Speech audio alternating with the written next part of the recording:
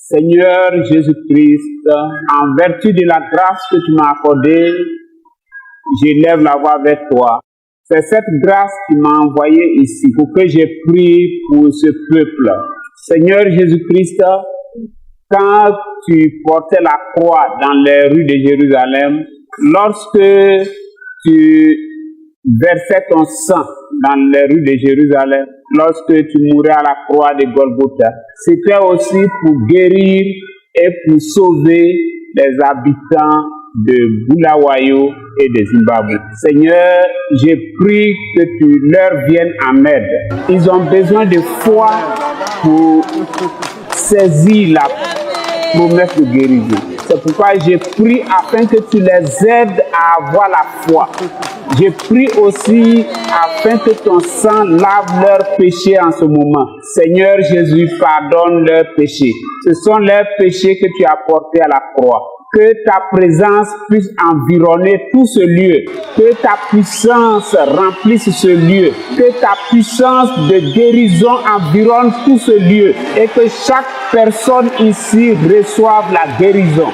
Maintenant, toi, Satan, c'est toi qui as poussé toutes ces personnes à pécher pour posséder leur vie. Et tu les tiens dans la maladie, tu les tiens dans la souffrance, mais en vertu de la grâce que j'ai reçue le 24 avril 1993, Satan, tu sais que j'ai reçu un message qui doit être confirmé. Tu sais que c'est par le mandat du Seigneur Jésus-Christ que je me tiens ici. C'est pourquoi je t'ordonne de quitter ce lieu et que toute maladie soit vaincue.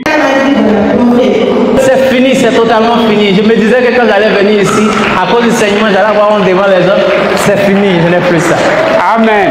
Que les paralytiques marchent. Que les paralytiques marchent.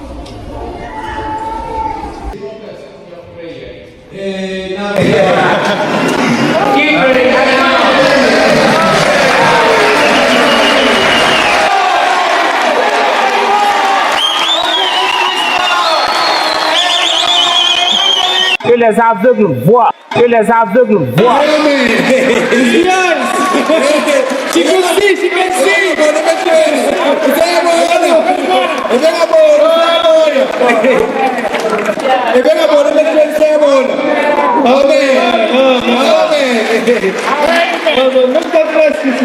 Amen.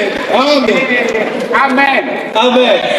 Je disais qu'à Chitouiza, il y a une vieille femme qui a vu. I was saying that in Chitimbuza, an old woman saw. Plusieurs aveugles ont vu là-bas. Many blind men could see over there. Et à Bulawayo, je veux que beaucoup d'aveugles, tous les aveugles voient. And in Bulawayo, I want that all the blind could see.